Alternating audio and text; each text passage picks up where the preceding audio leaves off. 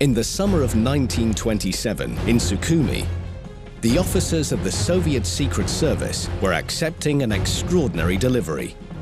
20 African apes sent from Guinea.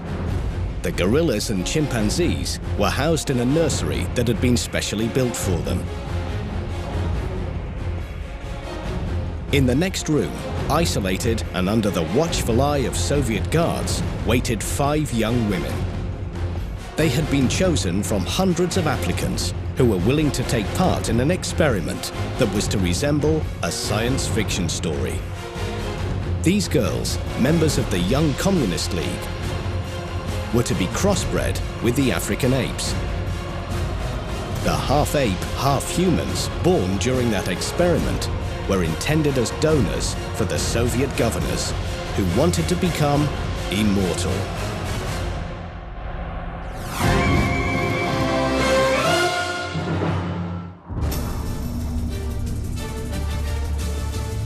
In January 1924, in the Kremlin, Vladimir Lenin had been entombed.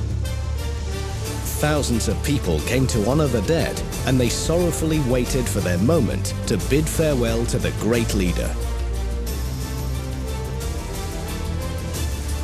However, those who saw Lenin dying felt even deeper sorrow.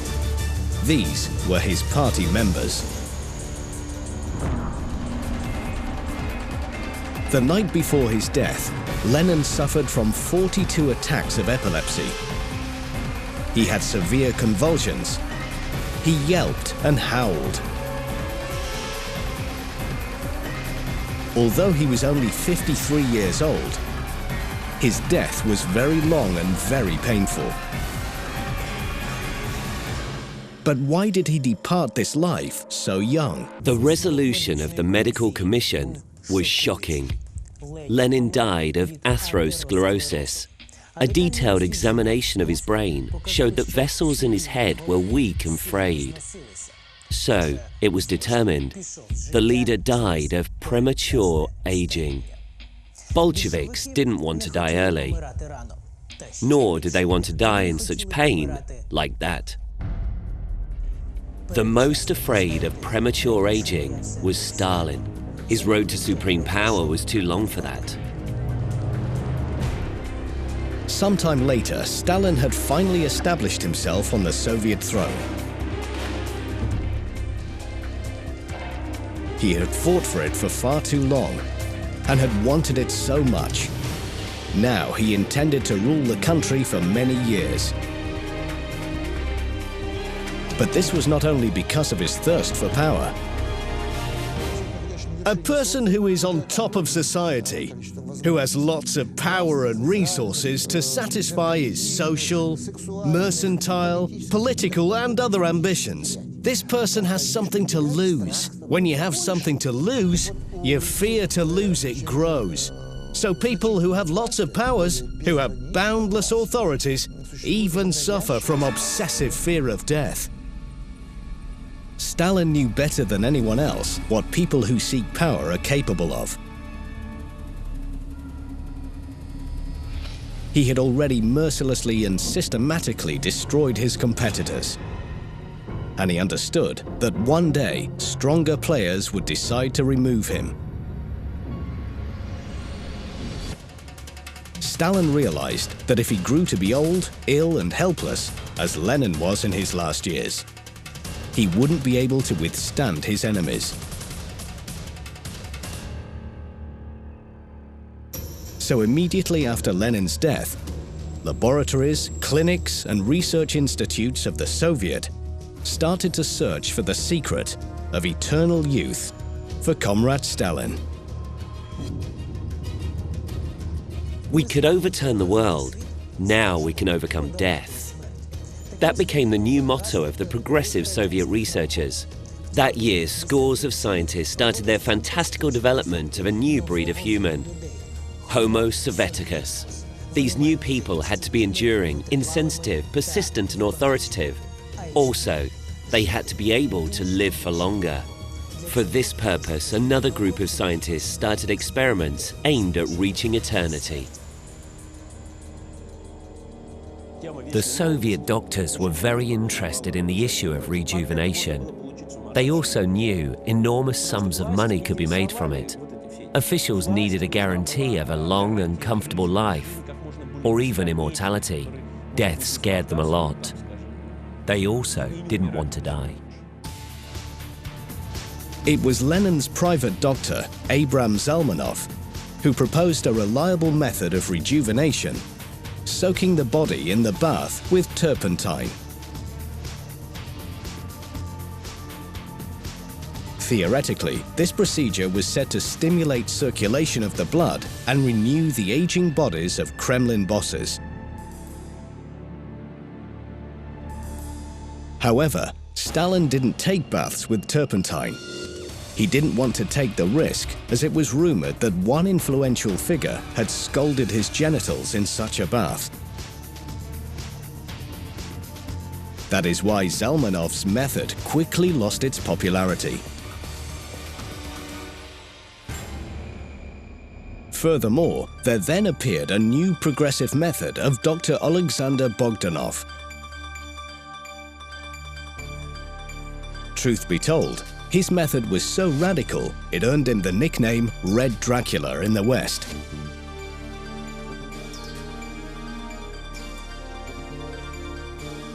It involved blood transfusions, which are very common nowadays.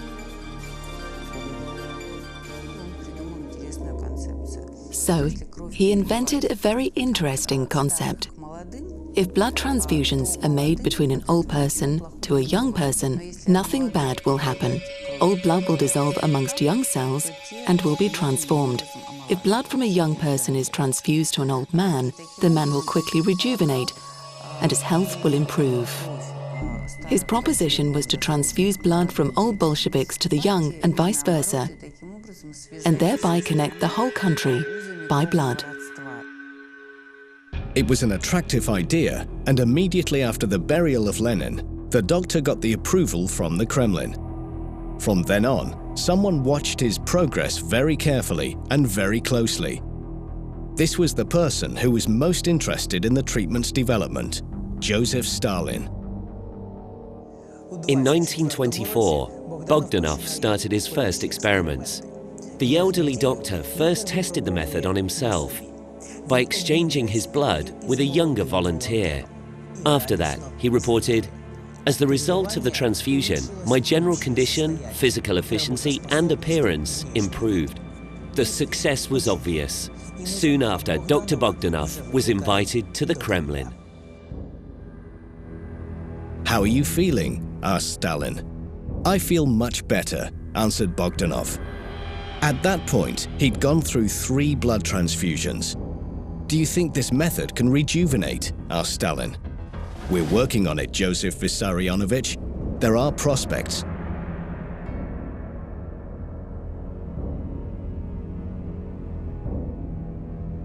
That talk resulted in Stalin's consent for the organization of the Institute for Blood Transfusion in Moscow.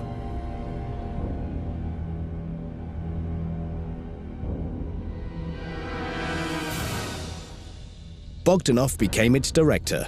Soviet universities and institutes got the orders to motivate students to donate their blood for the welfare of the homeland. In the meantime, alarming rumors started to spread in Moscow. At the markets, railway stations and bars, people whispered to one another that blood was being drained from the youth to transfuse it into the deceased Lenin and raise him from the dead. Everybody waited for the miracle and hoped that Lenin would rise again and return to work. Nobody knew that the Kremlin itself was the initiator of those rumors. And so Stalin successfully masked his own search for eternity. His hope was to rejuvenate his body through blood transfusions. However, he hadn't had the time to test his new method on himself, when suddenly, after an ordinary transfusion, Bogdanov died. It later turned out that the doctor had died because the scientific world knew nothing about rhesus factor. This protein, which can be found in the blood of humans and some animals, was only to be discovered by scientists in 1940 and would be called after the rhesus monkey, which was used for the first experiments. In the 20s, however, the incompatibility of rhesus factors destroyed Dr. Bogdanov.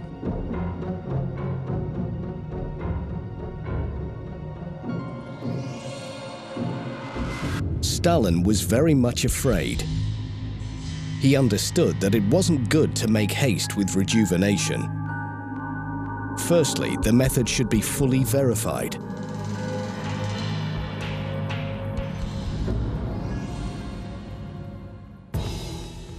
At that time, in the Kremlin drugstores, there appeared another remedy for restoring youthfulness and longevity. It was gravan. This medicine was produced from the urine of pregnant women. It was invented by Soviet doctor Alexei Zamkov when he understood that pregnant women's urine is an inexhaustible source of vitamins and hormones. He tried the first experimental consignment of the remedy on himself and experienced a powerful rise of energy. After that success, the medicine was given the green light. First-rate Soviet scientists supported Zamkov. The writer Maxim Gorky personally supervised his work. Due to his own poor health, he was very interested in these rejuvenation methods. He was not alone. Director of Operations Division of State, Political Directorate Karl Pauker, Director General of the Army Intelligence Jan Bursin, Semen Budioni, Klara Zetkin, Mikhailo Kalinin, and Lazar Kaganovich all took injections of gravan.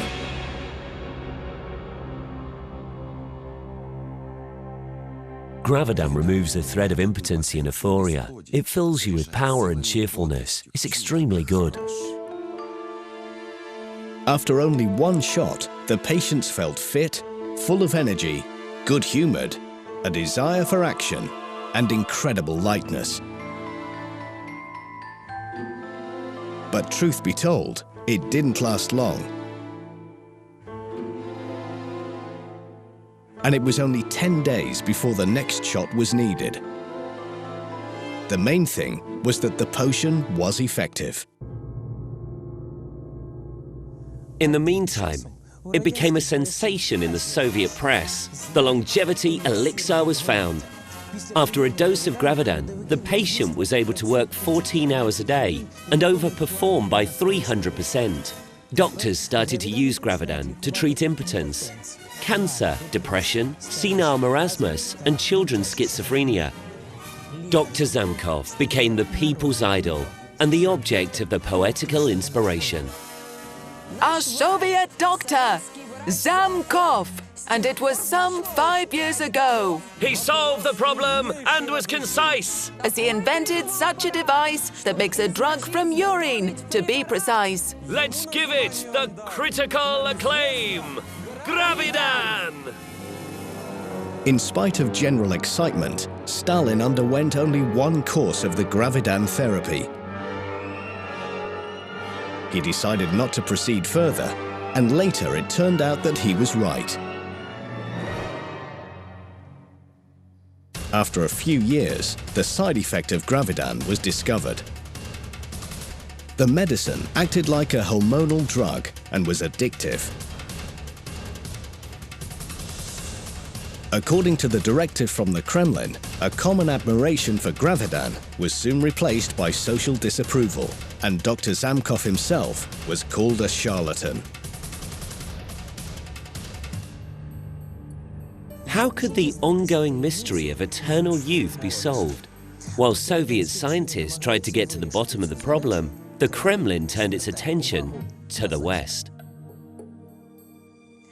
At that time in the West, there was a very popular French doctor of Russian origin, Sergei Voronoff. After his unique operations, patients immediately seemed younger became physically stronger and more virile. What did Surgeon Voronoff do? He transplanted into his patients the sexual organs of monkeys. A French doctor with a Russian surname was not a political émigré. Before the revolution, he went from provincial Voronezh to Paris to study at the Sorbonne. During his time as a student, he took great interest in eugenics, a science about creation of the perfect human, who could live forever, or at least for a very long time. In Paris, Voronoff started to search for the secret recipe of eternal youth.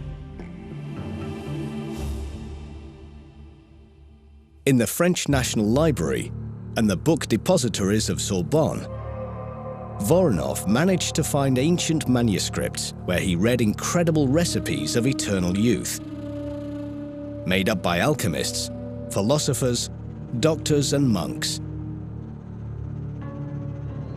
Some of the recipes were far too exotic. An example of one such recipe was, to reach eternity, you must grind a 100,000-year-old frog. To that, you must add dried spider's webs, and then the hind quarters of bats. Then you must dry it all and make a powder out of it. This powder must then be dissolved in water and taken on an empty stomach on 1 tablespoon. I wouldn't risk trying it, would you? There was another recipe from ancient Persia, which seems to be rather strange and time-consuming. Take a red-haired and freckled person and feed him with fruits, there you go, till he reaches 30 years old. Then, hermetically cork him up in stoneware, full to the brim of honey. In 120 years, the body will turn into a mummy. Then it must be turned into powder, dissolved in water, and taken over 2 months. Such food supplements guaranteed eternity if taken properly. I'm not sure if anyone has ever tried this strange recipe, but it really did exist. Voronoff understood that all these methods were just a con. No one had ever been able to find the secret of perennial youth, even though man had tried to solve this secret through the ages.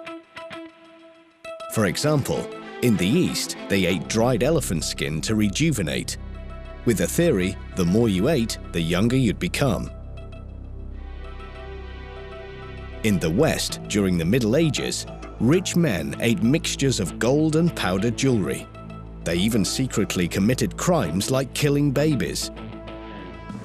After the ritual sacrifice, their blood was consumed as a rejuvenating drink. But even this was not the most outrageous craze performed in the quest for eternal life.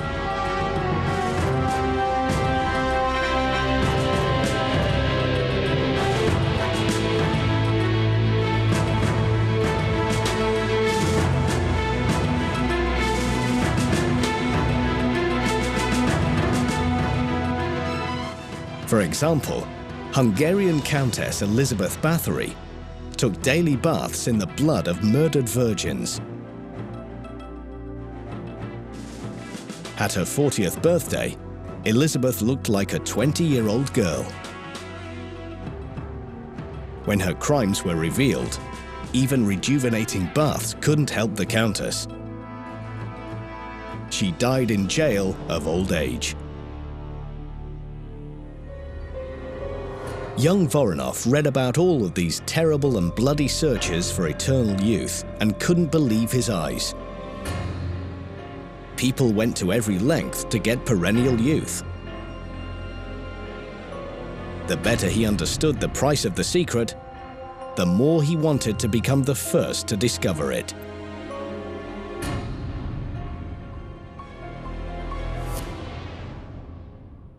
After all, the opportunity was a gift in itself. After graduation from Sorbonne, the talented Dr. Voronoff was invited to Egypt to look after the health of the country's governor.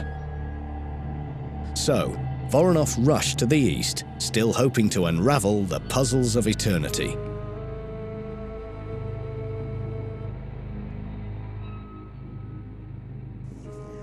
In the East, they always considered it prestigious to have a European doctor in the court. Voronoff had access not only to the body of the king, but also to his harem. Suddenly, the attention of the young doctor was captured not by women, but by the eunuchs, harem supervisors castrated in their childhood. While watching these Egyptian castrated men, Voronoff noticed that all of them were apathetic, fat, and bluntish. They had poor memory and slow reactions. The most important thing was that they aged much more quickly. Their aging processes were accelerated. They very quickly forgot things, and they also gained weight easily. Voronoff came to the conclusion that castration was the reason of these such processes. He started to think about the consequences of transplantation, of reproductive organs from dead people or from animals. We can do it vice versa. If genitals of a young man are transplanted to an old man, the rejuvenation reaction will happen. Voronoff decided to check his theory in Egypt. He asked to be brought the oldest and the weakest animal. This was a 13-year-old male sheep.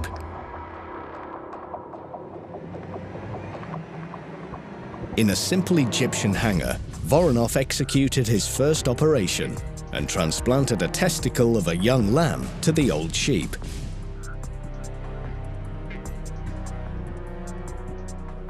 A miracle happened. After 2 months, it was hard to recognize the old sheep. Now it was an animal with nice posture, vivid sight, shining and thick wool.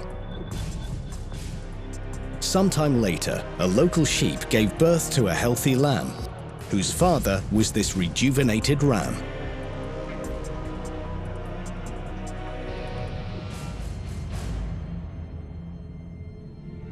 Voronoff returned to France from Egypt, absolutely certain the experiment was worth trying on humans.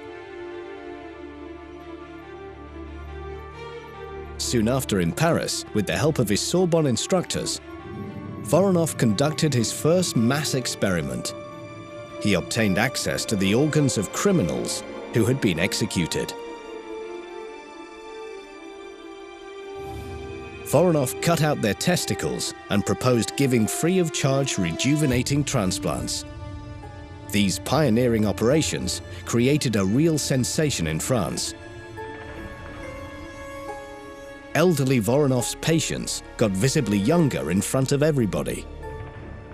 They also instinctively began behaving as young men with renewed vigor.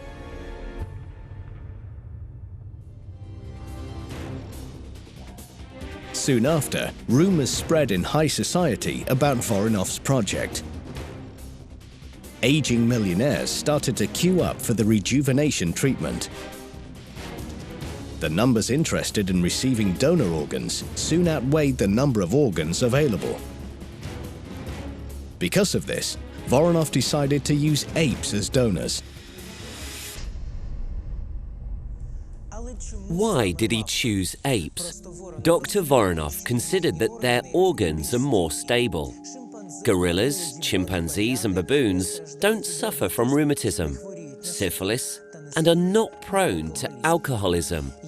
Dr. Voronoff didn't know that apes can become the source of an infection, lethal for humans. He knew nothing at the time about the apish virus, which would ultimately go on to strike humanity. It was the 12th of July 1920.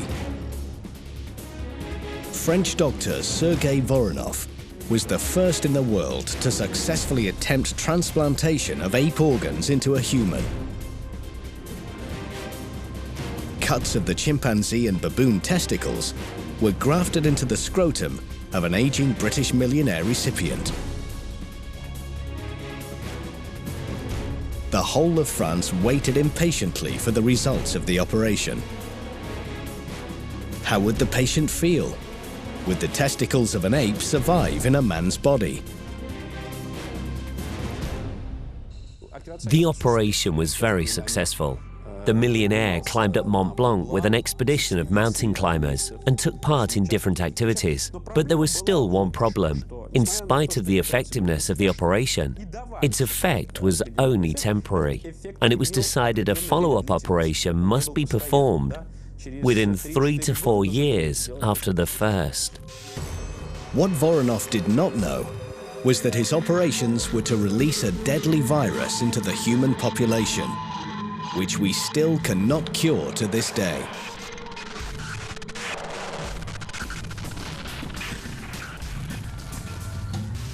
This lethal virus is now known the world over as acquired immune deficiency syndrome, or AIDS. When scientists started to discover the origins of the HIV infection, they considered the theory of apes being initial virus carriers. They found significant HIV risks present during the sex organ transplants from apes to humans. Nobody knows the exact operation that allowed the transportation of the AIDS virus into the human population, although it is practically proven that it happened through Voronoff's transplants. And most gerontologists believe this to be the case.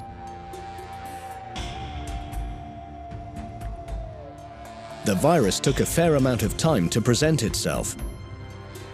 However, when the infection spread, the doctors knew that it was like nothing they had encountered before. Voronoff was dismissive of the virus. He was totally convinced that he had presented people with a real chance at achieving eternal life. In the 20s, he actively performed operations on prime ministers, financiers, bankers, and diplomats. He even founded an apish nursery on the French Riviera to ensure the constant supply of organs. All the newspapers reported on the wonderful results of the experiments carried out by the daring surgeon. Voronoff became a millionaire. He rented the first floor of one of the most expensive hotels in Paris and surrounded himself with servants, secretaries, guards, and courtesans. If you are too old for dancing, get yourself monkey testicles. The lyrics to this song were very popular in Parisian clubs at that time. Sergei Voronoff became a real star of the French capital. Songs were written about him, and best banquets were organized in honor of him.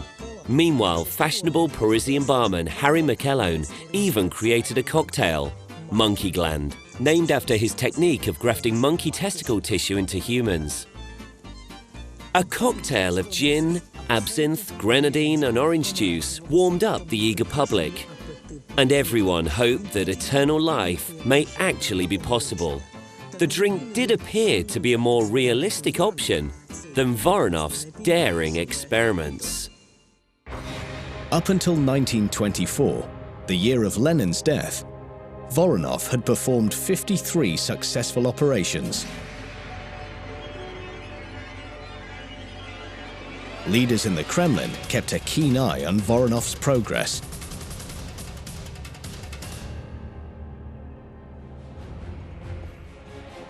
Coming next, a proposition from the Kremlin. Who among Soviet bosses had agreed to an ape testicle transplant? Bulgakov's foresight. Strange freight from New Guinea. How were girl members of the Young Communist League crossbred with gorillas? Had Stalin discovered this new theory of eternal life?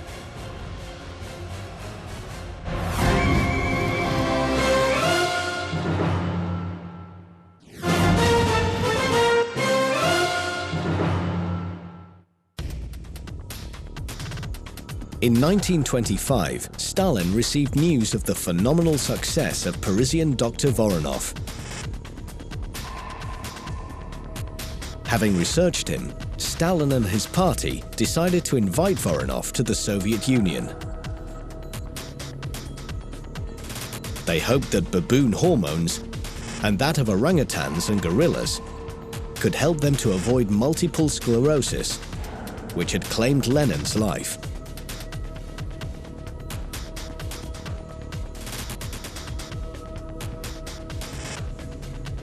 Voronoff didn't accept the Bolshevik proposal.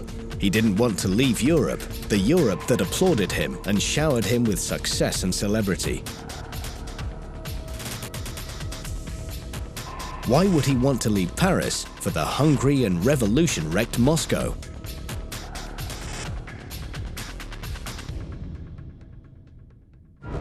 The Bolsheviks then decided to copy Voronoff's method and decided to teach talented Soviet doctors to perform the transplants. But who could be trusted with such an important and delicate task?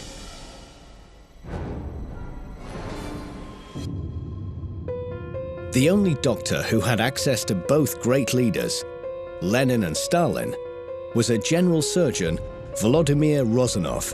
"This surgeon is the best," wrote Lenin about Rozanov. In 1918, after the attempted murder of Illich, Rozanov successfully operated on him and continued as his physician and surgeon until Lenin's death.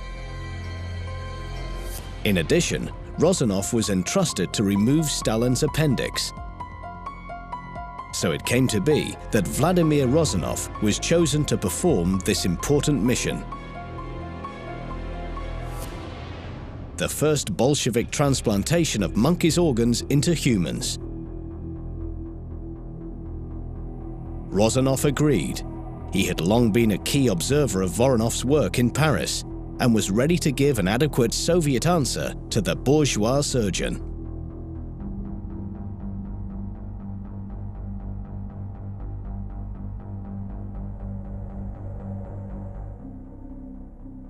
After special instructions from Dr. Rozanov, 2 monkeys were sent to the Kremlin laboratory. Rumor has it that these animals had been earmarked as donors for 2 brave Bolsheviks, writer Maxim Gorky and security officer Vyacheslav Menzinsky. Some suggested that these men were operated on, but no rumors were ever substantiated. Only one official document about this operation remains in existence. It is dated December 29, 1925, and its content is rather ambiguous. It read, "In response to request number 2022, Botkin Hospital informs that it is desirable for them to have 50 monkeys per year.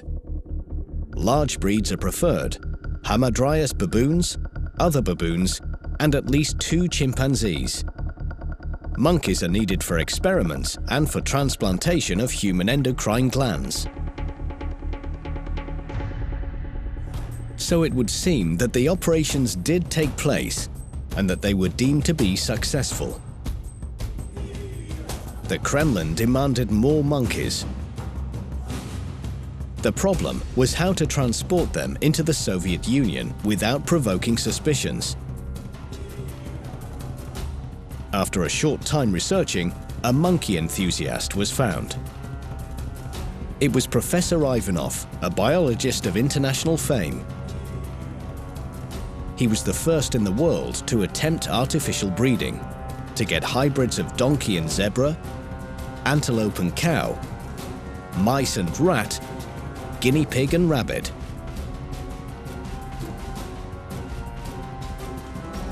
However, he had his own precious dream, the same as Voronoff had: to crossbreed a human with an ape. Professor Ivanov believed that experiments with hybridization would create hybrids to become an exclusive source of organs for transplantation. Then such hybrids could have been domesticated. They would be as strong as chimpanzees, with a 25 times faster response time than humans, Such hybrids could shatter stones and also be capable of being trained. They could live in the north, in the area of Novaya Zemlya, in the regions of atomic weapon testing. They could become objects for military experiments. The Soviet government allocated funds to Professor Ivanov, so he left for Guinea. Before his departure, Ivanov received a personal directive from Comrade Stalin. We must bypass nature. Politburo gives you 5 years to complete your experiment. Good luck. After just a year, a ship containing cages full of monkeys returned to the Soviet Union. All of them had been caught by Professor Ivanov. At the same time, he gave instructions to organize the search for volunteers to participate in an historic experiment: crossbreeding of monkeys and humans. It had to be young, healthy women. But what normal female would want to enter into sexual intercourse with a monkey? Incredibly, there were many volunteers who came forward. A lot of women from the Young Communist League stepped forward to help in the name of Soviet science. These Soviet women were willing to become pregnant by gorillas and orangutans and give birth to little ape men for free, for the benefit of the motherland and for science. Even though there were many volunteers, only 5 of them could participate in the experiment. So competition was fierce.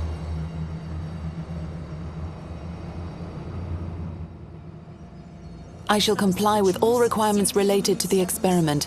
I believe in the possibilities of fertilization. Worst case, if I'm not chosen, then please send me the address of any of the foreign zoologists.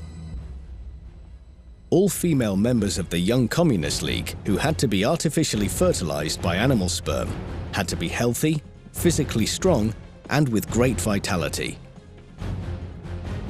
In Ivanov's laboratory, they were called special employees and kept in a separate isolated room for the sake of clarity of the experiment.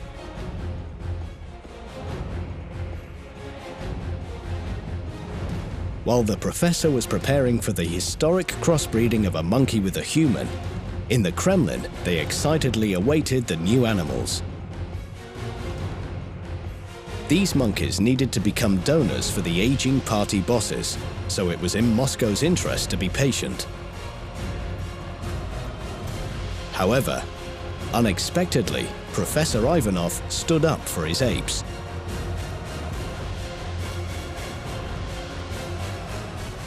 Moscow sent a letter to Sukhumi, requesting 2 more monkeys. Suddenly, they were met with a negative response. We have sent you monkeys before, and the results were regrettable. The apes had apparently been used for organ transplantations into high-ranking officers, and nothing is known about the results. Maybe somebody had died. Perhaps the operation turned out to be unsuccessful. An ape could have died as the result of it. Ivanov understood that resistance impacted heavily on his work and that his own experiment could be jeopardized. Apes were very hard to come by because not all animals survived during the trip from New Guinea to the Soviet Union. The apes who did survive during the trip started to die from stress, an unfamiliar climate, and bad diet.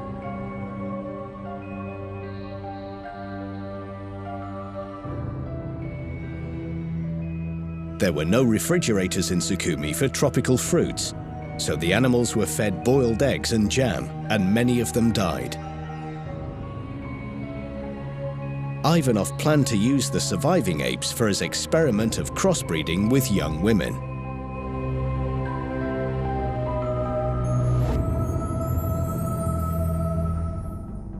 It's believed that Ilya Ivanovich hoped to get the Nobel Prize, and he had real chances of winning it. It could be seen as a scientific breakthrough. Everything was proven theoretically. The problem was only with the practical evidence.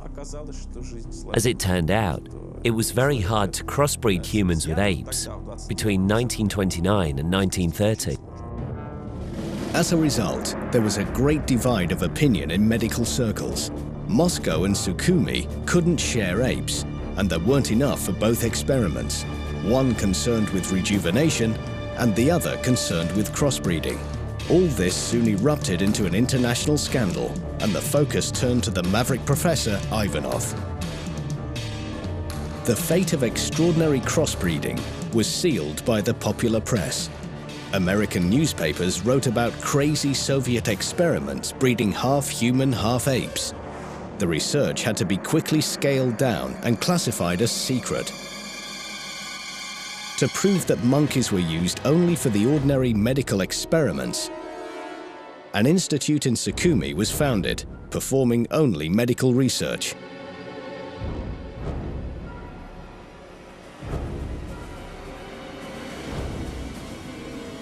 Ivanov ignored the rules and refused to give his monkeys for donor transplant organs. He was arrested and deported from Sukhumi.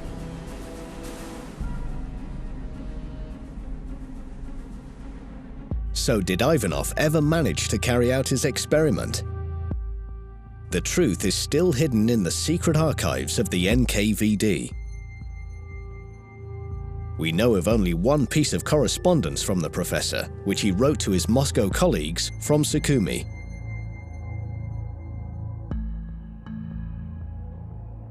A hybrid person related to anthropoids grows faster from birth than a human baby.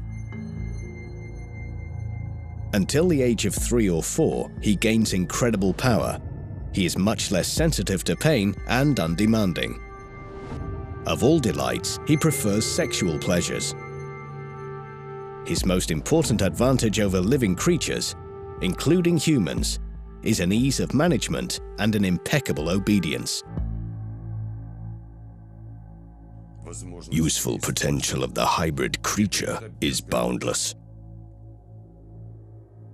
From work in the wet coal faces to military service. So we can assume Professor Ivanov managed to crossbreed a man with a monkey. But what happened to these hybrids? Were they used in the call of duty for their country? Did they die in captivity in a secret Sukhumi laboratory? Answers to these questions are still unknown. We know only that the arrest of Professor Ivanov did not put an end to the experiments in the Soviet Union. In fact, there was much interest shown in them. In 1925, Professor Brianenko presented a dog's head on a dish to the medical community. The head blinked, stuck out its tongue, and even ate a sausage.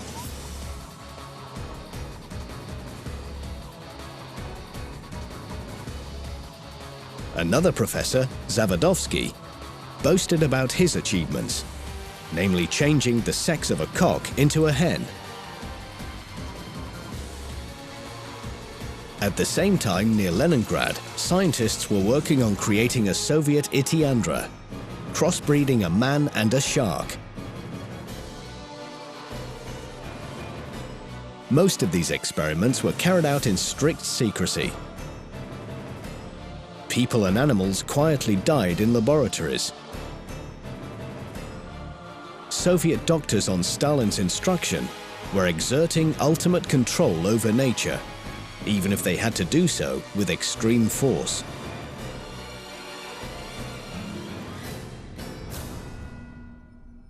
The world learned of this strange time through Mikhail Bulgakov's novel, A Dog's Heart.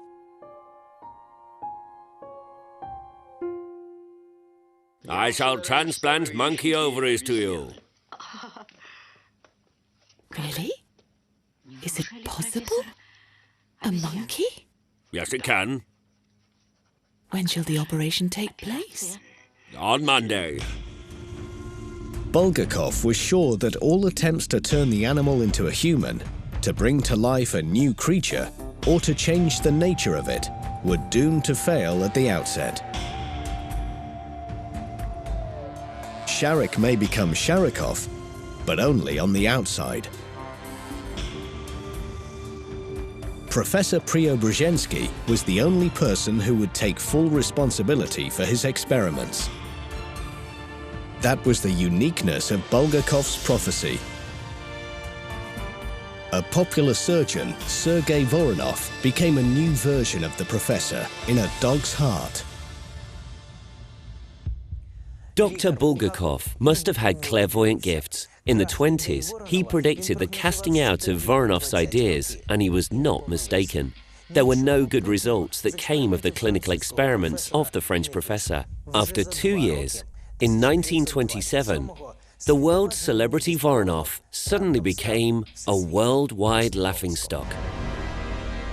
That year, the first British millionaire patient operated on by Voronoff had suddenly died, and was the first in a number of subsequent deaths. All brave rich men with monkey's testicles quickly aged and died.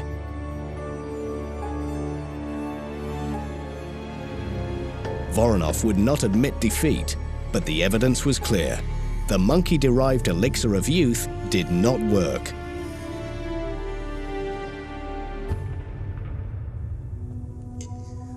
It turned out that male genital transplants have a significant effect on men.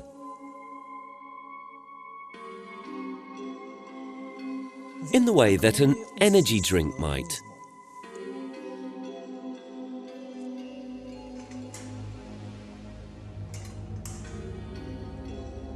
At first, the man experienced a real boost, but the effect was temporary. And the end result is a horrible reverse effect. Patients aged quickly, but continued to experience strong sexual desire. For the creation of such infirm and oversexed old men, Voronoff got his offensive nickname, Dr. Erector. Ultimately, he was forced to close the clinic and stop his experiments. In the Soviet Union, Voronoff-style experiments stopped only after the war. Mikhail Kalinin was the last victim of these experiments. In 1945, a prominent surgeon, Boris Pedrovsky, transplanted the testicles of a young man into a 70-year-old Kalinin. After 4 weeks, the body of the recipient became rejuvenated. His grey hair disappeared. His voice altered. He had a spring in his step. But just 3 months went by before the process of quick aging began. And 8 months later, Kalinin died. Stalin learned about this failure, but didn't stop the search for the elixir of youth. He spent another 10 years looking for it. He sent researchers to the Caucasus Mountains to find the secret of longevity there. He drank only spring water and ate the best food. Stalin founded important gerontology institutes in Kiev and Kharkov. He personally called their directors to keep track of their progress. But to no avail.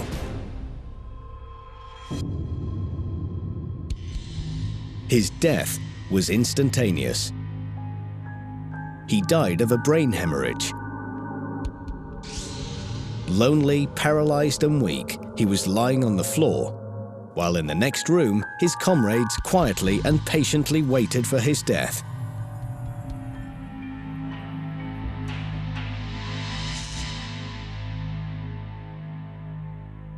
However, after Stalin's death, the quest for longevity continued with interest. The next rulers of the Kremlin were also afraid of dying young.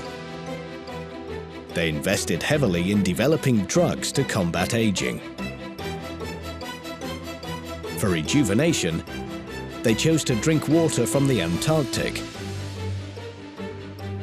and took shots of embryonic tissue. Every day, Chinese leader Mao Zedong drank 2 liters of women's breast milk. But it was all in vain. Each of them died as an ordinary mortal man would have done, in the usual way.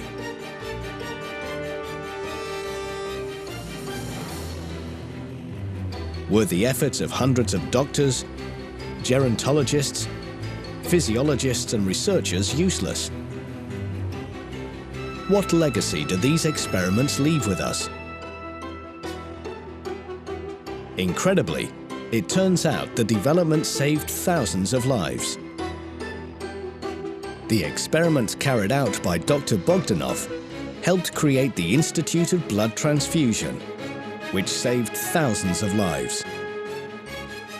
In Sukhumi, all essential medicines were tested on monkeys.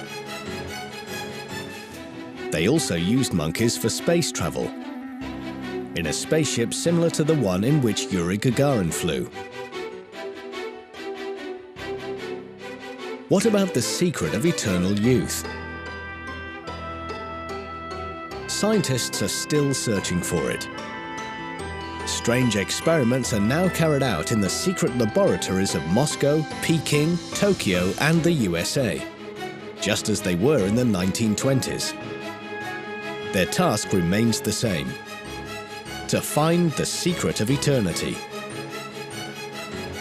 Their results are equally unsuccessful.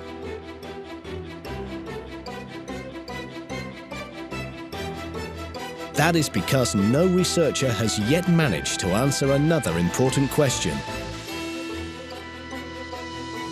Do humans need eternity?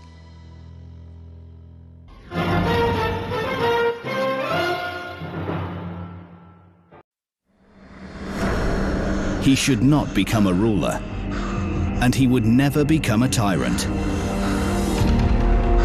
The only prophecy attributed to a young boy named Joseph Jughashvili was accidental death in young childhood, but owing to unbelievable circumstances, he survived. As gratitude to God for his salvation, he graduated from a religious school and entered a theological seminary. He planned to be a priest until he met a man who changed his life. After that meeting, he changed his name and date of birth.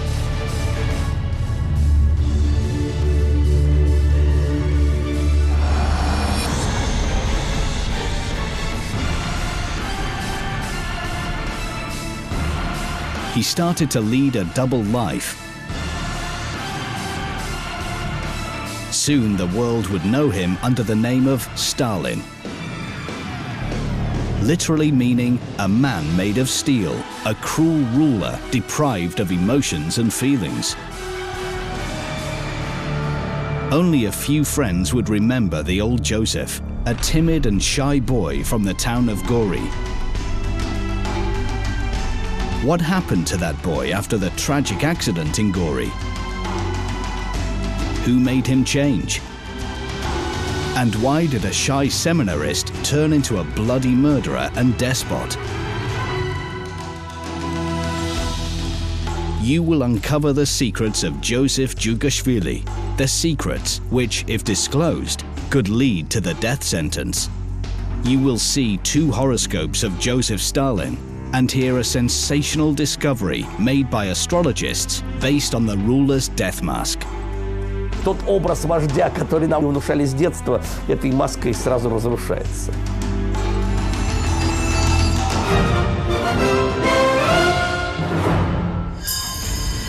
It happened in 1890 in a small town of Gori in Georgia.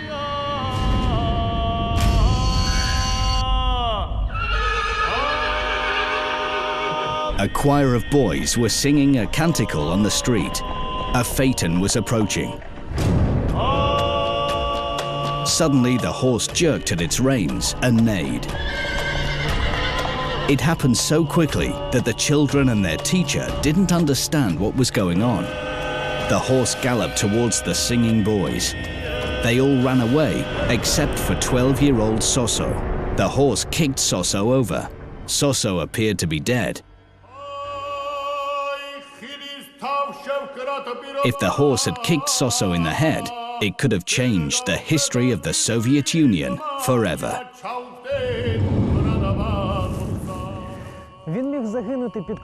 The 12-year-old could have died under the Phaeton's wheels, or he could have died of smallpox when he was 5. He could have died before his first birthday, just like his brothers. But he was destined to live a long life. For a small Georgian boy, Gori was a god-forsaken town, the son of a shoemaker and a laundress. He would go on to become the leader of the largest country on earth. He would be known to the world as Joseph Stalin.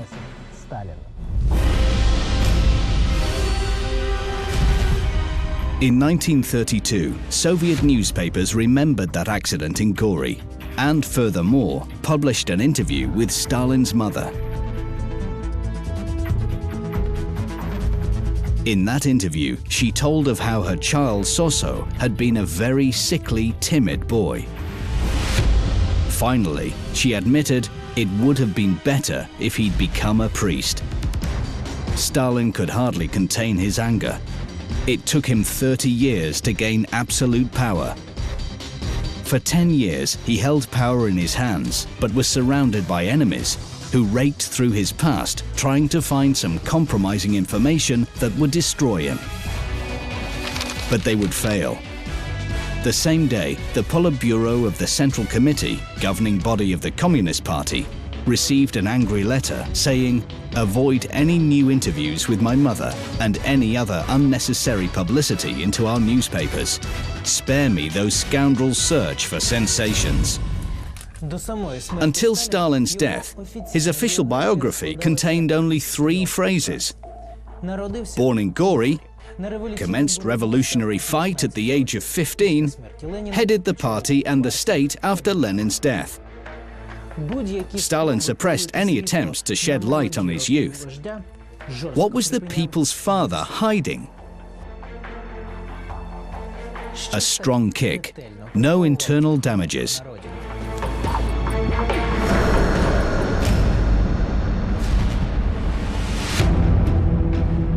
A doctor prescribed rest and a good diet. Ekaterina Jughashvili, or Keke as she was known by her neighbors and relatives, shed bitter tears over her son. How could her only son die from a horse kick? Keke leant over the boy.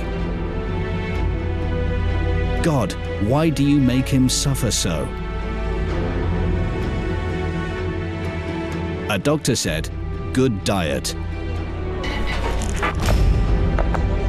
"Where do I get the money? My husband will come soon, drunk and impoverished. Besso, the shoemaker, always spends everything he earns in the pub.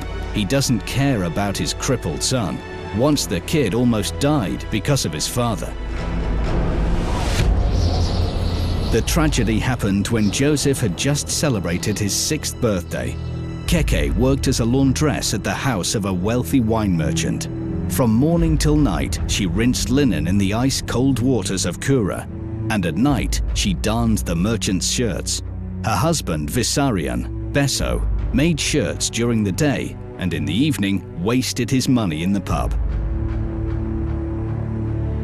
Soso was left alone and begged God not to allow night to return. For at around midnight every night, his father would come back from the pub, and all hell would break out. However, that night, Vissarion came earlier than usual. His wife put supper on the table and quickly returned to her sewing work. This made her husband angry. How humiliating! She should stand at his side while he is eating. Vissarion rushed over to his wife and started beating her. Soso, in an attempt to protect his mother, rushed over to his father. But his father grabbed him by the collar and threw him to the floor before kicking him hard. Hearing Keke's awful cries, the neighbors rushed over and tied the hooligan up. 2 weeks later, Soso found blood in his urine. The father had damaged his kidney.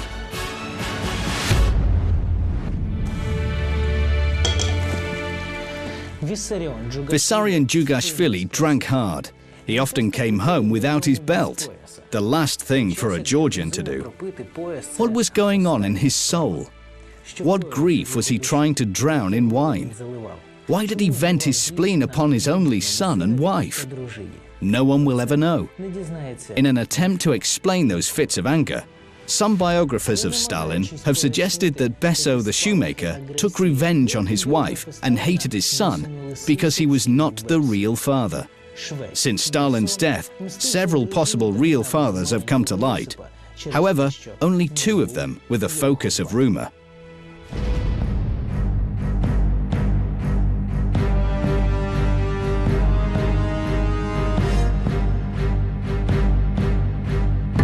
В нынешнем городе Гори, несмотря на то, что там почитают Сталин, там все убеждены, что настоящим отцом Сталина был Игнаташвили, купец тамошний. Ioseb Besarionis was a rich wine merchant. Keke worked for him. He took pity on the mother and son and often helped them with money and food. And later, he paid for Soso's studies at the Gori Theological School. This financial support is confirmed in the memoirs of Stalin's mother. They were found recently in the state archives of Georgia. That generosity can hardly be deemed a confirmation of a relationship between the master and his laundress. There is evidence that Ioseb Besarionis was just a very kind and sentimental person. He did not have his own children, and that's why he helped the children of others. But humans always remain human. There were so-called well-wishers in Gori who told Vissarion that the master of charity had other motives. And he tormented his wife with jealousy. Young Joseph heard it all. What was he able to understand at the time? The older he became, the more contempt he felt towards his mother. Что касается матери Сталина, потому как Сталин к ней относился, можно предположить, что он считал себя действительно ублюдком, бастардом. Сами по себе слухи о том, что он незаконно рожденный, его, конечно, травмировали. Детскую, юношескую психику такие вещи очень сильно травмировали.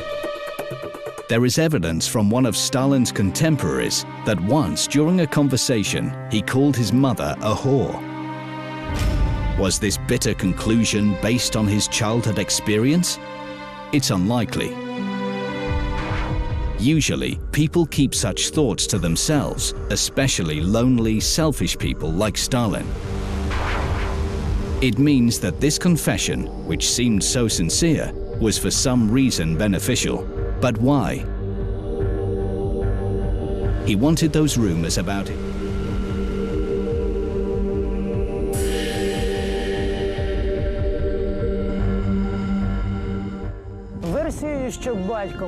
A supposition that Stalin's real father was a well-known Russian traveler named Przhevalsky was on everybody's lips.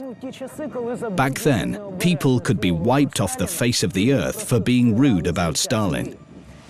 It looks as though Stalin wanted to turn those rumors to his benefit. The Tsar of the huge empire, with Russians as the dominating nation, preferred that his father be an outstanding Russian scientist than a Georgian drunk. Except for the likeness in appearance, there are no other confirmations that Przhevalsky was Stalin's father. Stalin's temper does not leave any room for doubt. Beso the irresolute, revengeful, despotic shoemaker can be clearly seen in Stalin. He hated his father and was ashamed of him. But with age, he became increasingly like his father.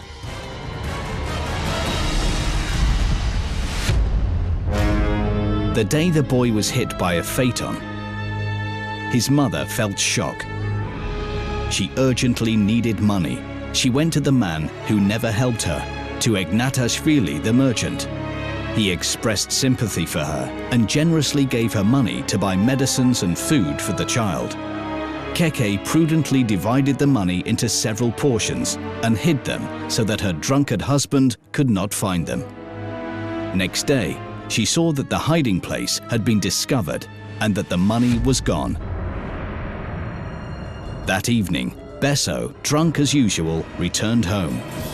His wife rushed over to him and asked where the money was. Beso's eyes became bloodshot. He demanded to know where she had got the money. Keke had to confess. He behaved as though he'd caught her cheating.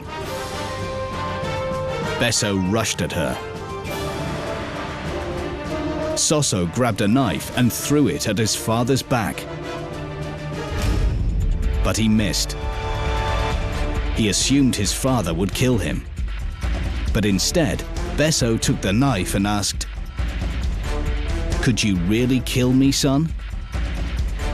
And in his eyes, he read, "Yes." Several years later, a book by a Georgian writer Kazbeki titled Patricide would get into Joseph's hand. One of the book's heroes, a noble robber and people's venger, would leave a lasting impression. His name was Koba. Later, a young revolutionary, Joseph Jughashvili, would take it as his nickname. Soso will never forget the day when he laid his hands on his father. He felt a sense of satisfaction. Those offenses could not be forgiven. They needed to be avenged. A single occurrence at the theological school where he studied convinced him that this conclusion was right. Coming soon, Stalin's hidden defect. Why didn't he take his shoes off in the presence of strangers? A bloody revenge upon a betrayer friend. How an executioner was born. Gurdjieff, the occultist. A life-changing prophecy for a theological school student, Stalin. Why did Stalin change his date of birth? An unbelievable discovery using a death mask.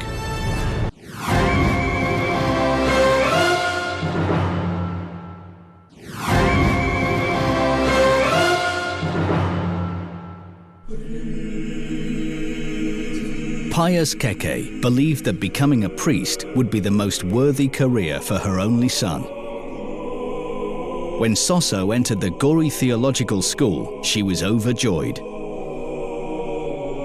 She didn't realize that Joseph had only chosen to become a priest to annoy his father. Besarionis wanted Soso to become a shoemaker because he believed he was stupid. On hearing this, 9-year-old Soso went crazy and resolved to prove that he had talent. He would get a degree and become a priest. He would become a metropolitan and then a patriarch. His father would regret what he had said. Soso became a clever, diligent student. Teachers said only good things about him. This boosted his self-esteem. Initially unsociable and taciturn, he began to take part in school activities, and soon he made a real friend. Soso loved him with all his heart. He had never had any friends. He was glad that finally there was someone to talk to and to share his thoughts. It was to this boy that Soso revealed his big secret.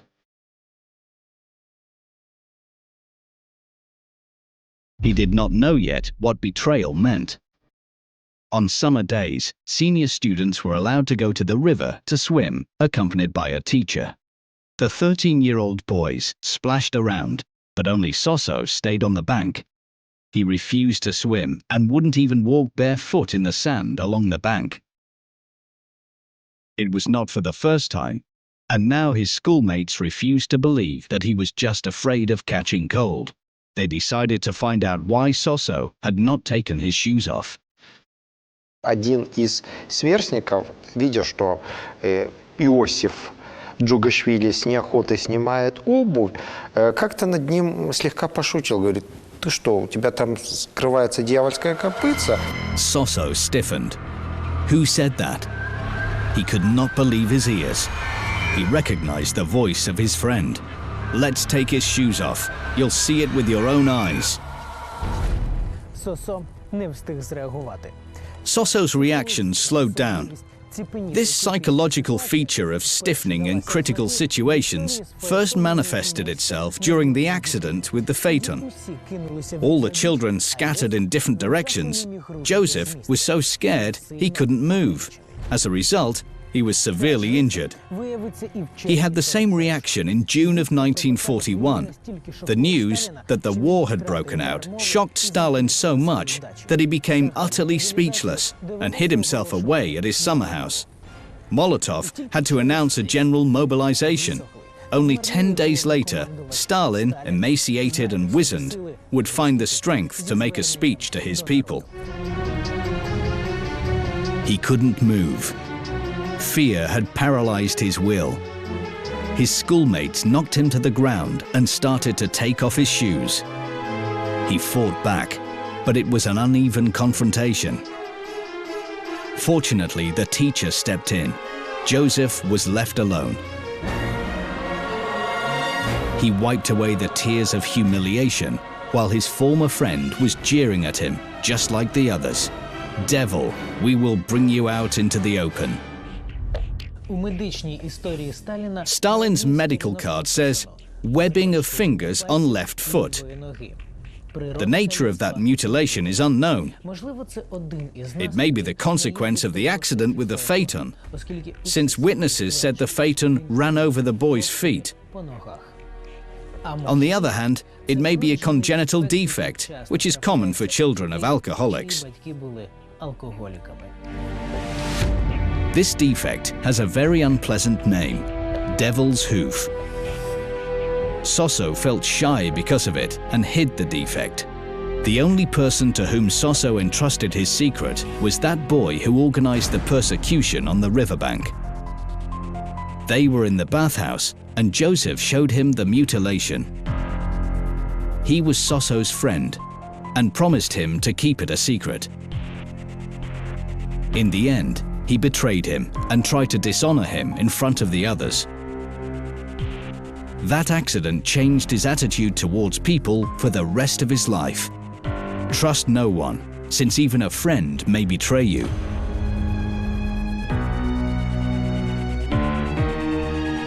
He never made another friend. There were some acquaintances whom he used. There were comrades. But he carefully locked all his secrets and personal worries deep inside his soul. After the accident, Sosso longed for revenge. The betrayer must regret what he had done. Joseph Jughashvili did not forgive offenses and humiliations. After the incident, Sosso became friends with the toughest boy in the school, whose name was Zaradza. Several months later, Zaradza, on Sosso's order, attacked the betrayer. Sosso watched the boys fight, but did not join in. He felt satisfaction watching his one-time friend writhing in pain, especially when he started begging for mercy. He felt power over another human being for the first time. He was the only one who could decide whether the offender should live or die. A thought flickered through his head. The betrayer should die. The victim wheezed and choked with blood.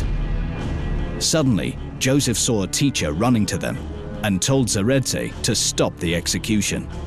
After the beating, the victim was sent to hospital where doctors claimed that it was pure chance that the boy had survived. The incident was reviewed by the administrative board of the school. Joseph was scared, since punishment looked inevitable.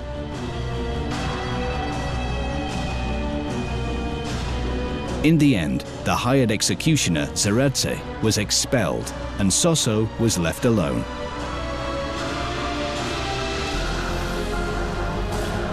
After all, he was the best student and had not actually taken part in the violence.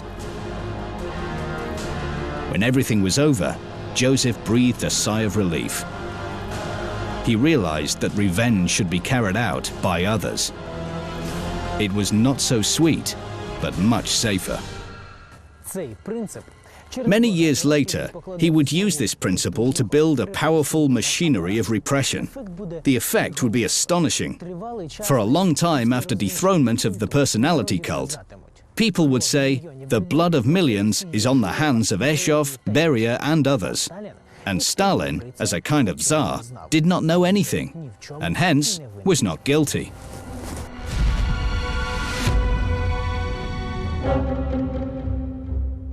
Joseph graduated from the theological school with honors. He passed with an excellent Mark 10 out of 12 examination disciplines. The diploma allowed him to continue studies at the Tiflis Theological Seminary. Furthermore, as the best graduate, Joseph Jughashvili was exempt from paying for his education and the government paid for it. His mother was happy. Her dream had come true. Her son would make a career in the church, and then everything in his life would be perfect. Let God give her the chance to stay alive till that moment. Joseph listened to his mother and thought of the event that had shattered his belief in God. He couldn't tell Keke about that because he himself was afraid to admit it, but the recollection of that event did not leave him. When he was in the second form at school, he and his friends saw a public execution for the first time. Their teacher had taken them there to show where sinners end their days. At the gibbet. But the 12-year-old teenagers were depressed by what they saw. Their minds could not match the commandment "do not kill," which was preached at school, with the execution of 2 peasants. Especially as during one of the executions, a rope broke. At that moment, Sosso breathed a sigh of relief. There is an unwritten rule that no one could be executed twice. But then he looked on with astonishment. The rope was replaced. The priest on the scaffold turned away indifferently, and the peasant was hanged. When the shock was over, Sosso believed that he had been fooled at the theological school. In real life, common people and even priests breach God's commandments. After graduation, he reached a crossroads. He longed to leave Gori and enter to a big, wide world in order to change his fate. But he was eaten up with doubt. He did not see why he should have to enter the church. He had nothing to prove to his father any longer. Several years had passed since Vissarion Jughashvili was killed for his debts in the pub. Should he become a seminary student for the sake of the mother? She would be glad. She believed that sooner or later her son would make his way to the top of the church hierarchy. She didn't ask whether his faith was strong or whether he was worthy of such a reward. Suddenly, Joseph understood. It was not faith that mattered, but power. He would be worshipped. He would be respected. He could remit sins or impose punishments. He would be like a god on earth.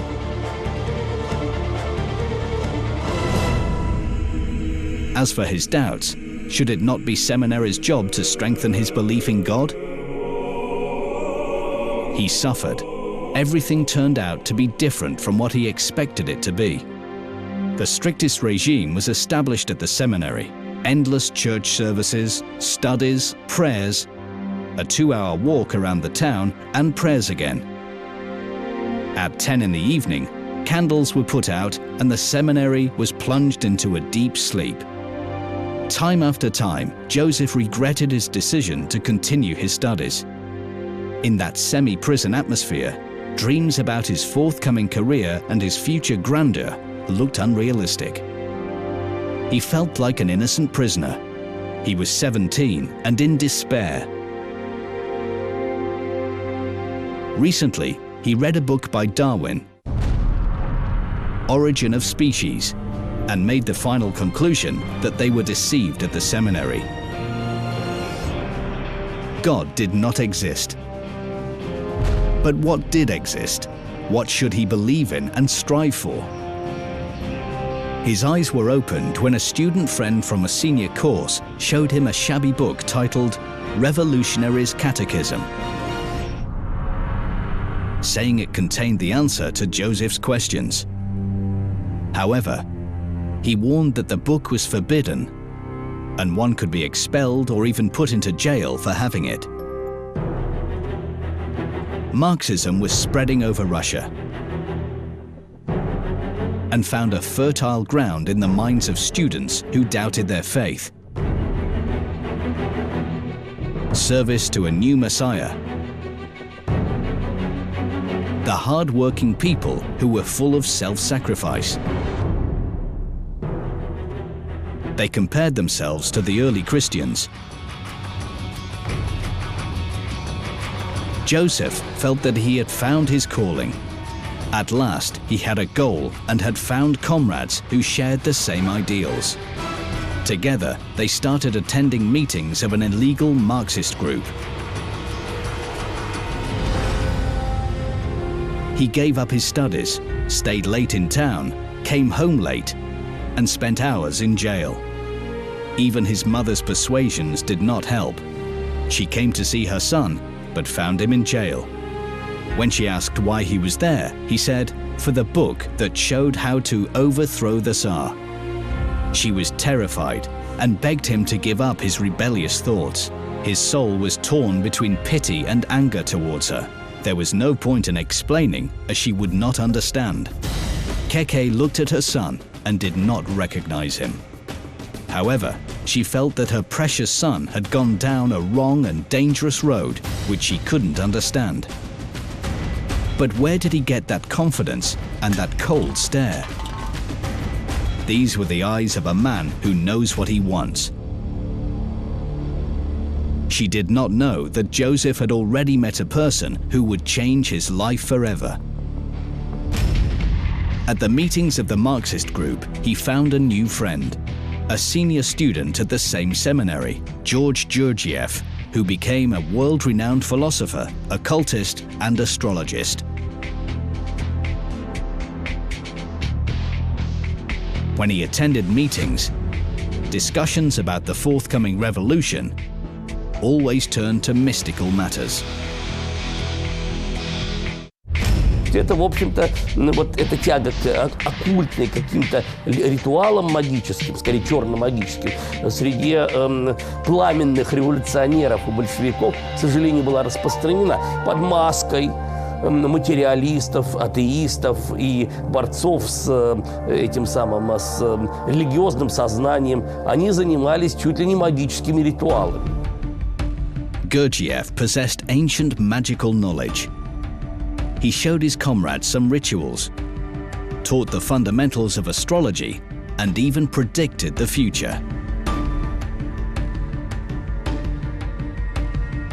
It was Gurdjieff who told Stalin, "You will become a great man and reign over millions of people. But if you want this, you will need to find your own path." He read this as meaning that the revolutionary struggle would bring him greatness.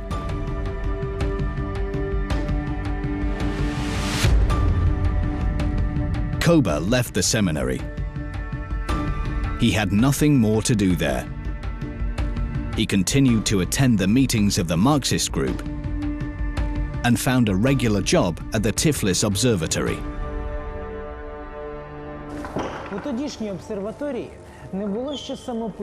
At that time, the observatory was not equipped with self-recording devices, and movement of celestial bodies was recorded manually during the day and at night. Koba's shift fell on December the 31st, 1899, the beginning of the 20th century, in which he was destined to play the most important historical figure on Earth. Коба зустрів наодинці. зірками. Nobody will ever know whether it was mere chance that Koba's shift had fallen on New Year's Eve 1900 and what he spoke to the stars about. But one thing is clear, he knew for sure that the stars governed human fate. Gurdjieff convinced him of that. We can only assume that it was that night at the beginning of a new century, when looking at the stars and trying to understand their path, that Joseph understood what Gurdjieff had meant by his words. A new way which Joseph had to choose and which would lead him to the summit of power. This was nothing more than a new horoscope. Changing the year of someone's birth could alter their whole life. Some researchers assume that it was Gurdjieff who chose a new date of birth for Stalin. There is no evidence to confirm this, but modern astrologists say that his horoscope was made by a highly qualified professional for a person who longed for unlimited power. For instance, the choice of December the 21st instead of December the 18th is more than fortunate for a future ruler. По древним календарям это день самой длинной ночи, самого короткого дня, когда наиболее активны темные силы, и когда появляется герой, который побеждает тьму. That's because a hero vested with huge power could be born on December the 21st and never on December the 18th, as Stalin had. В этом гороскопе, в его личном гороскопе, не было власти. Для этого нужно было сделать нечто другое, что он и сделал. И власть появилась. Pavel Glober helped us to match the meaning of positions of the Sun, the Moon and Mars in the Stalin's first and second horoscopes. Here are the results. The horoscope of the person born on December the 18th, 1878, Joseph Jughashvili date of birth, is that of a powerless and selfish person with many enemies, maniacally stubborn, predisposed to brain diseases and poor health. In contrast to that, the person born on December the 21st, 1879 was the absolute opposite.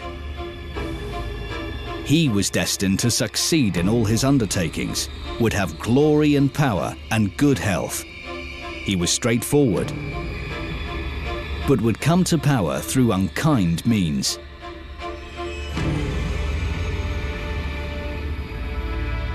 Stalin publicly announced his new date of birth, but only 20 years after his first contact with the astrologist.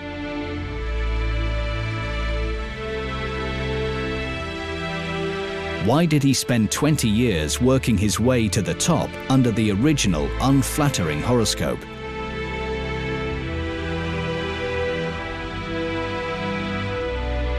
Pavel Glober believes that as a mystic, Stalin believed he had to wait for the right moment when a new horoscope would become a vital necessity.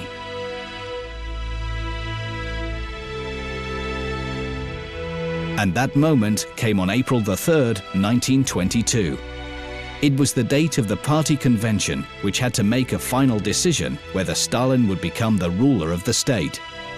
Его сознательное изменение даты рождения и включение нового гороскопа для него был не просто так, а некий магический акт, на который он пошел сознательно, сделал это на съезде, меняет свою анкету, он зачеркивает свою дату, это сохранился, этот вот листок, где это все впервые он делает, потому что до этого в анкетах он фигурирует 1878 года.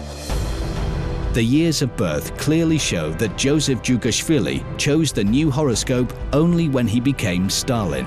The second horoscope says that year of birth to be 1879. 1879 год – это год желтого кота по восточному календарю. Желтый кот всегда считается, как человек, сидящий в норе, создающий себе свою собственную команду. Кот всегда считался по восточному календарю, это всегда очень хитрое и коварное существо, которое всегда действует из-под тишка. Caution, careful consideration, guile and meanness. These are the traits which Stalin was known for. In the first horoscope, his year of birth was 1878, the year of the tiger. A person born in this year is characterized by ardor, fervor, enthusiasm, and recklessness. Koba was exactly like that when he started his ascent to power. Но ничего больше, скажем, умения и показателей на то, чтобы добиться высшего положения в обществе, в этом гороскопе нет. Сильная личность, действительно такой, идущий на крайние меры, но с ограниченными возможностями. Дата его рождения, та самая дата, которой он родился, 18 декабря, это дата сильного человека, сильной личности, но, скорее всего, человек, который занимается террористической деятельностью, либо бандита, уголовника. That was the horoscope under which Stalin, then known as Koba, began his road to absolute power. He firstly became a member of the Tiflis Committee of the Russian Social Democratic Labour Party and organized Marxist meetings and demonstrations of workers in Tiflis and Batumi. Those demonstrations were broken up by the police and blood was shed. Koba was shocked. Although it was not the first time that he'd seen death, although back then it had been the death of his comrades at the hands of hostile strangers. Koba believed in a death for a death. The Caucasus choked with blood. Staying in immigration, Lenin was satisfied. We may say that open revolutionary movement has begun in the Caucasus. It was at that time that Lenin first reported about Koba, a reliable leader of the revolutionary underground in Georgia. That was the beginning of his career. And then there were the things that Stalin, the ruler, feared to think about until the end of his life.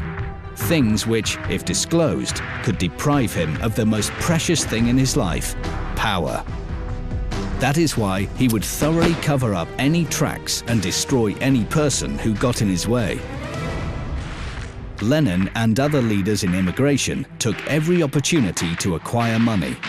They organized armed robberies of banks and of capitalists. In the revolutionary business slang, it was called an expropriation. However, it was risky for the leaders to use their own hands. Besides, there was no need as long as there were reliable comrades in Russia. Koba eagerly tackled the job. He made his friends leaders of the gang. His childhood friend Simon Terpetrosyan, aka Camo, and seminary mate Alexander Zvanidze. Over several weeks, the armed gang robbed many special-purpose teams of the state bank with dozens of victims. But Lenin's reserves ran to hundreds of thousands of rubles.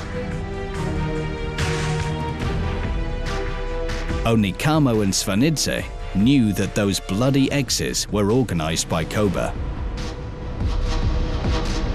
That knowledge would cost them dearly in the future. Lenin learned about that from Koba and appreciated the help of a comrade from the Caucasus. Since then, Koba's career went uphill. At the same time, Koba came to the attention of the police. He was arrested and put into a cell with criminals. For the police, he was just another criminal. However, his cellmates saw that he was different. They thought that he might be a political leader. Maybe he fought against the Tsar. He should therefore be shown a lesson. Koba might be beaten to death, but when jail guards started beating the criminals, Koba acted in an unexpected way. He grabbed a weapon and started protecting his cellmates. Now it looked like a riot against jail abuse of power, with Koba as the leader of the riot. At first, the criminals couldn't understand what had happened. Then he was exiled to Siberia, but escaped after 2 years. He returned back to Tiflis, where the police knew him by sight. Was it so difficult for the police to arrest Koba and send him to the place from which nobody could run away? It's incredible. He managed to remain in hiding for 4 years. The archives of the former gendarme department kept 3 reports about Jughashvili's arrests. He was arrested, but then released.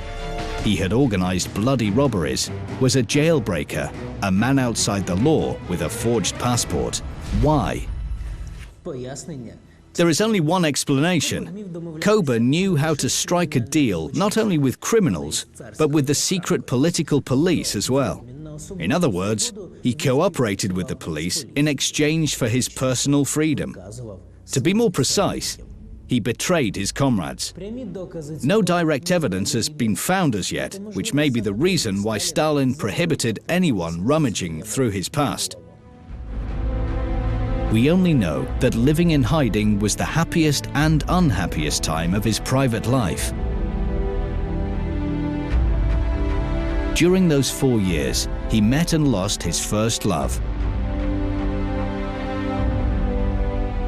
Now they both were members of the Russian Social Democratic Labour Party, revolutionary underground comrades. It was at his comrade's house that Koba saw the younger sister of his comrade. He was shocked. The girl's resemblance to his mother was striking. It was no surprise that her name was Ekaterina, Keke. It could not be otherwise. He was 25 and a tough revolutionary who had been through jail and exile.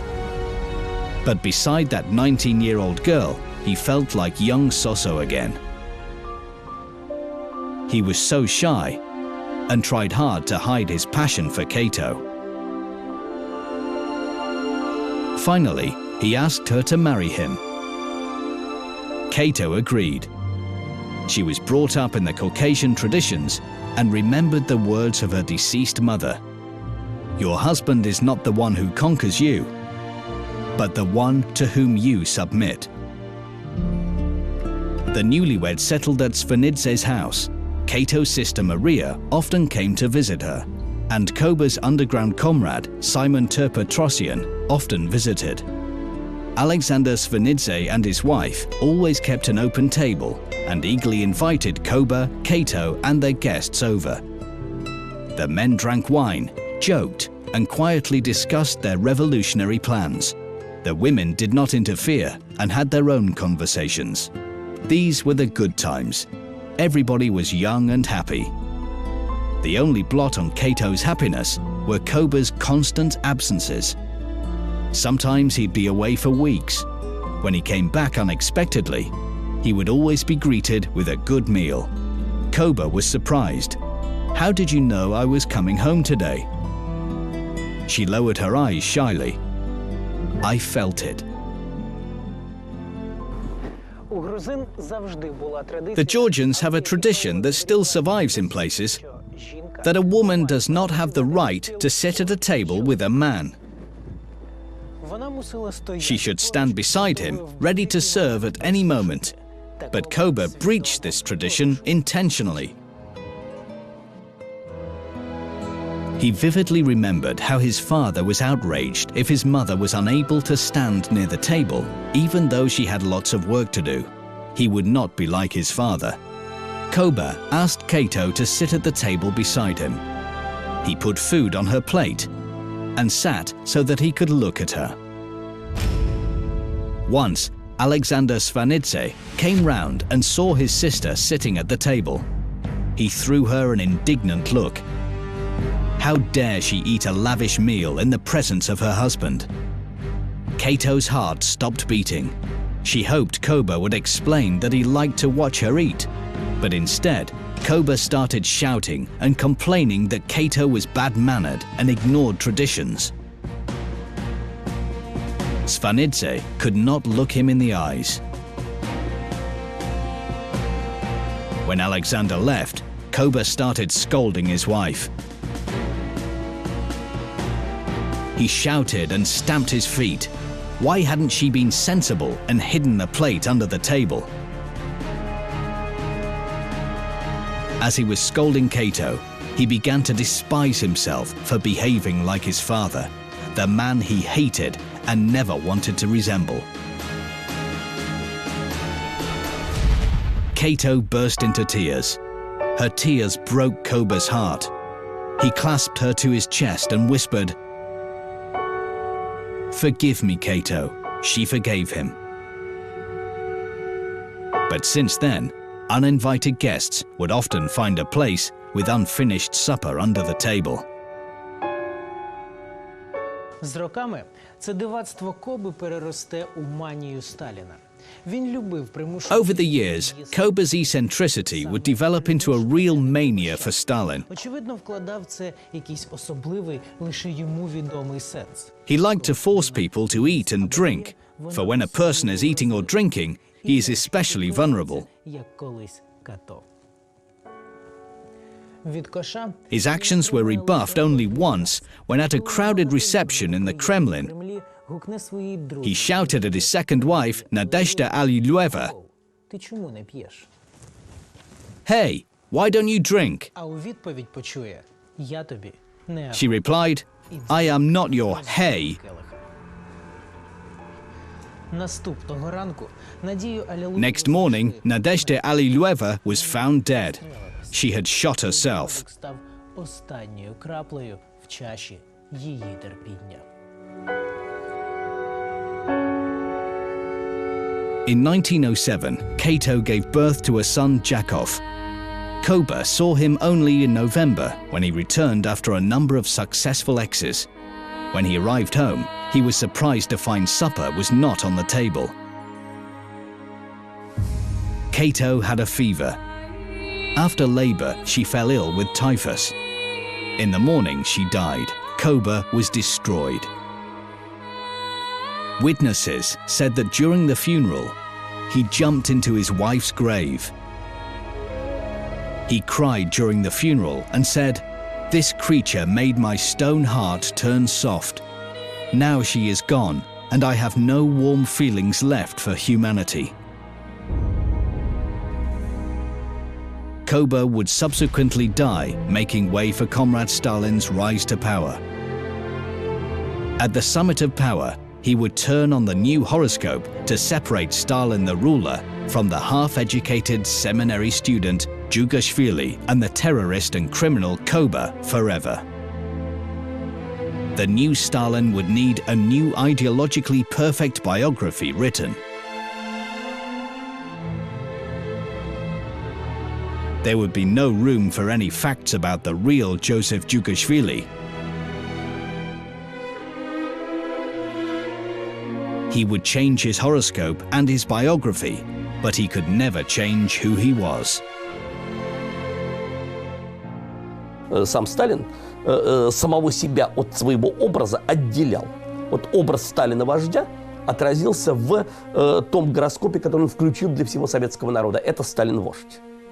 Но жил он по своему собственному гороскопу, о котором мало кто знал. This dualism was the cause of his unending fear, the fear that he would be unmasked. The new Stalin was never able to renounce the ghost of his past, a past that did not match the image of a Superman, an undisputable leader, a born ruler of the masses. This is the death mask of Joseph Stalin. Looking at it, you can easily understand what kind of a person he really was. Я, например, бы никогда не сказал, что это железный стальной человек. Вообще вот такие вот линии носа и глаз, вот выпуклые глаза, говорят о гордыне и деспотичности, о человеке, который был уверен в себе. Я говорю, единственной здесь чертой – это линия подбородка. Нетерпелив, горяч, вспыльчив, слишком пристрастен. Вот это действительно, к сожалению, это есть, реально. И, конечно, низко посаженные брови. Брови человека, фиксирующегося на обидах. Вот откуда нежелание, неумение прощать. Вот откуда жесткость и откуда такое подавление других. The only things that disclose his internal lack of self-confidence are his ears. Their position on the head is too low. Usually, such ears belong to people who are not destined to become great.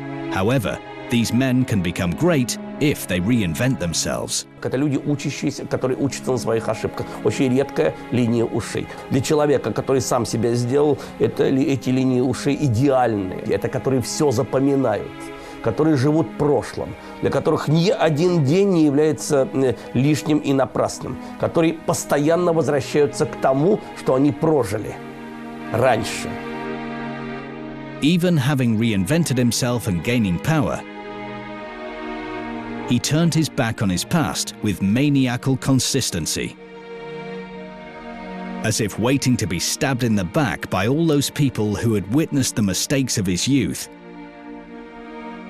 From those who remembered his terrorist acts and robberies, and from those who suspected that Koba worked for the secret political police.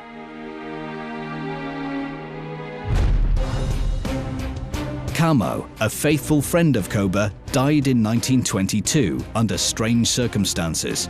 He was run over by a car. This was odd, because there were very few cars in Tbilisi. Alexander Zvanidze, Koba's closest comrade and brother of his beloved wife, would be arrested and executed in August 1941.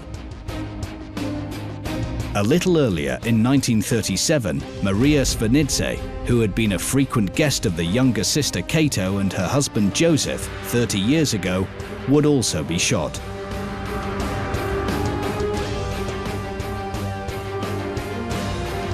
Stalin hoped that if he killed anyone associated with his former life, there would be no one to unmask left to him.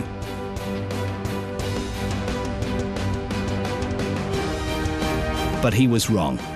Living a lie tormented him for the rest of his life.